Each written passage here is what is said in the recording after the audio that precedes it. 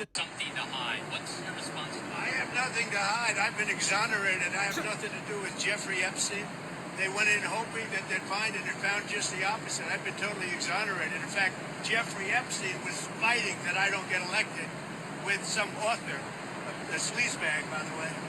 And I've been totally exonerated. No, they're getting pulled in, and that's their problem. I don't know. They're going to have to see what happens. But I watched her in Munich, and she seriously has Trump derangement syndrome. Do you think that she should publicly testify? You know, I've been totally exonerated on Epstein, and it's really interesting because they've been pulled in. Think of it. They've been pulled in. Clinton and many other Democrats have been pulled in. Wow, that's quite a cope. That is quite a cope there from the President of the United States. Oh, must be rough to be an ailing, aging narcissist who feels that everything is falling apart. His body is falling apart. His mental capabilities are dwindling. He's deeply, deeply unpopular. There's a new poll that came out this past week that compared the popularity of past presidents. Americans feel more favorably about Joe Biden's presidency than Donald Trump's. I know that's gotta rankle him pretty hard.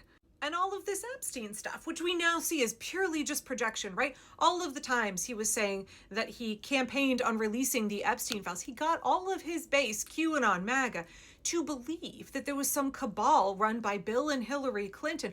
All of that was every accusation is a confession. All of that was putting all of the things that it now seems like he and his best bud, Jeffrey Epstein, and a bunch of his friends, Howard Lutnick and others did. He tried to put all of that on the Clintons. And to be clear, if the Clintons have done anything, they should be prosecuted, just like everybody else. Right, so he got his base all invested in the Epstein Files and their release, promising them that if he got reelected, this is the thing he would do for them. He would open up the Epstein Files and get justice for the victims. And then very quickly, right, we heard from Pam Bondi and Kash Patel, like, oh, we're going to release the Epstein Files. It's coming. It's going to happen. And then all of a sudden last year, in what was it, May, Pam Bondi was like, nope, case closed.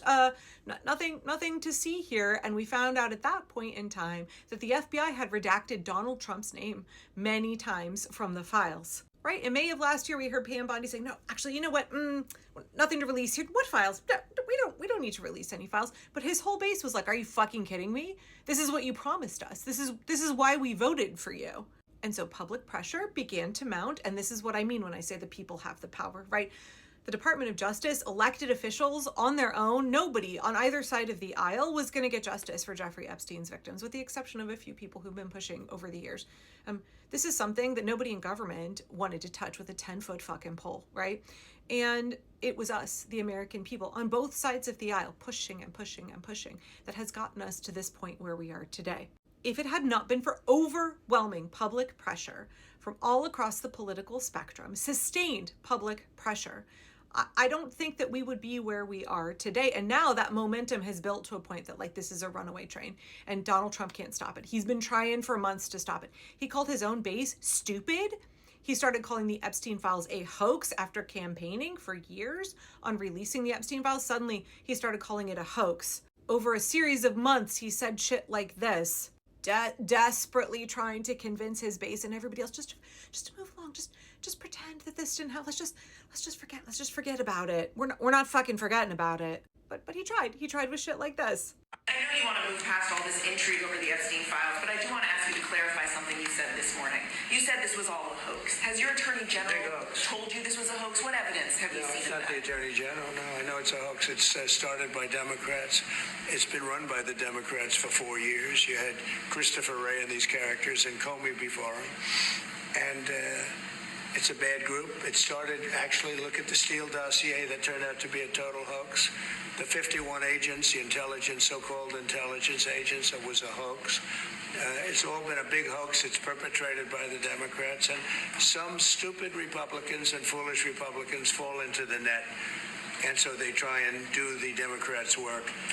The Democrats are good for nothing other than these hoaxes. They're bad for policy. They're bad for picking candidates that can get elected. Urge people to move on, but I'm curious, why do you think your supporters in particular have been so interested in the Epstein story and so upset about how it's been handled? Why do you think that is? Why they would be so interested. He's dead for a long time. He was never a big factor in terms of life. I don't understand what the interest or what the fascination is. I really don't. And the credible information's been given.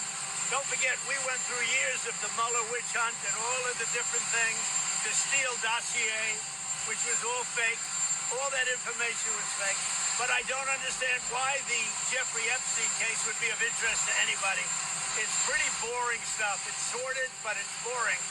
And I don't understand why it keeps going. I think really only pretty bad people, including fake news, want to keep something like that going. You know, these files were made up by Comey. They were made up by Obama. They were made up by the Biden. We went through years of that. On the Epstein Files, you talked about Democrats who were in there. Elon Musk was also in there, and so was your Commerce Secretary Howard Lutnick and correspondence that he had with him. Did you read those new files that were published by the Department of Justice? I didn't. I have a lot of things I'm doing. A lot of things I'm doing. I don't know. You mentioned two names. I'm sure they're fine. Otherwise, it would have been major headlines. A lot of women who are survivors of Epstein's are unhappy with those redactions that came out. Some of them, entire witness interviews are totally blacked out.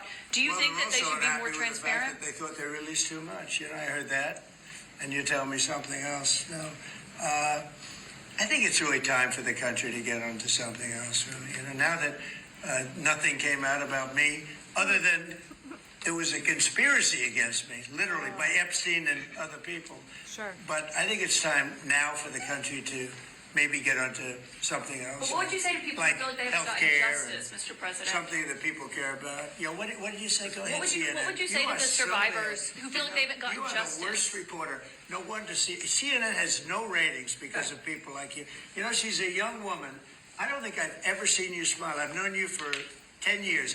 I don't think I've ever seen a smile on your face. I'm asking you about survivors. You know why? You're not smiling? Because you know you're not telling the truth, and you're a very dishonest organization, and they should be ashamed of you.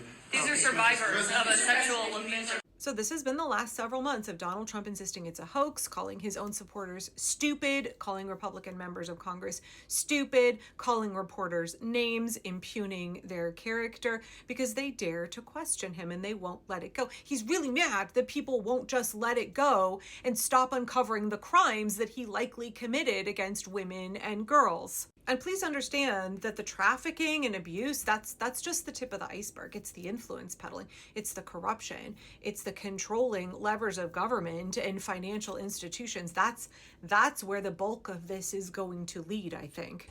So today, Donald Trump insisted that he's not in the files and he's basically exonerated and they're not going to release anything else. We initially heard that the DOJ had released about 50% of the files, but I saw a report from, I think it was the BBC, that said actually European commissions looking into this think it's closer to only 2%. Remember, everything we're hearing from our government is not true. So if our government says they've released 50% of the files, we should not trust like that. And even so, in this percentage that we have seen, which Rep Jamie Raskin says 70 to 80% of it has been redacted that shouldn't have been redacted, even in this small amount that we're seeing, this is what we're finding out. I'm going to be honest with you guys. I actually went through the files this weekend in depth. Donald Trump is not only named over and over in them, it is discussed this trial in which he was accused of raping a 13-year-old at Epstein's house. There is extensive discussions about a subpoena of Donald Trump in one of Jeffrey Epstein's cases in which he was accused for rape and sexual abuse. He was subpoenaed and gave a deposition in that case. There is extensive discussion between Donald Trump, Ghislaine Maxwell, and Mr. Wolf about not only Trump coming to his house, but Epstein says in these emails that he has photographs of Trump with girls. Trump is in the Epstein files thousands and thousands of times. In those files, there's highly disturbing allegations of Donald Trump raping children, of Donald Trump threatening to kill children. So I encourage your press to go look at these allegations. We have a major development right now. The FBI did interview a credible accuser of the President of the United States, Donald Trump, according to new reporting from Roger Sollenberger, completely undermining Pam Bondi's testimony on Capitol Hill, and completely undermining any claims from Republicans that there was no accusations of wrongdoing on Trump's part. First one. I'm not going to read it to you because it is graphic. But it came from an FBI report that we had circulated in the past. We had found, well, Sullenberger found an FBI 302 form, a write-up suggesting that an interview with an Epstein victim and her lawyer was conducted on July 24th, 2019. It was entered into the FBI's case files one day before Epstein was found dead in his jail cell on August 9th. Here's the top of the FBI 302 form. See, dated August 9, 2019. And Sullenberger found that the biographical details matched the initial tip, which notes a criminal history in South Carolina of the victim. Now here's where it gets more interesting. According to reports about the lawsuit, the victim claimed she had also been by other prominent wealthy men she met in other states, more specifically when Epstein took her to intimate gatherings in New York City. Now look before that. She filed a lawsuit against Epstein, receiving a settlement from his estate in 2021. You don't just get a settlement and win in a lawsuit like that if there's zero evidence. Now that evidence could have been abuse at the hands of Epstein, right? Not of the president. But for several days now, several weeks actually, the Justice Department, even on Capitol Hill, Pam Bondi, said that there was no credible evidence of any accusations against the president. But there was a credible accusation. The FBI investigated it. What happened with that investigation? We don't know. I think she said it was sexy, didn't she? It was very sexy to be ripped. Didn't she say that? So, sir, I just want to confirm, it's your testimony that E. Jean Carroll said that she loved being sexually assaulted by you? And when you're a star, they let you do it. You can do anything. Grab them by the pussy. You can do anything. That's what you said, correct? Well, historically, that's true with stars. It's true with stars that they can grab women by the pussy? Well, that's what it's. If you look over the last million years, I guess that's been largely true. Not always, but largely true. I think she said it was sexy, didn't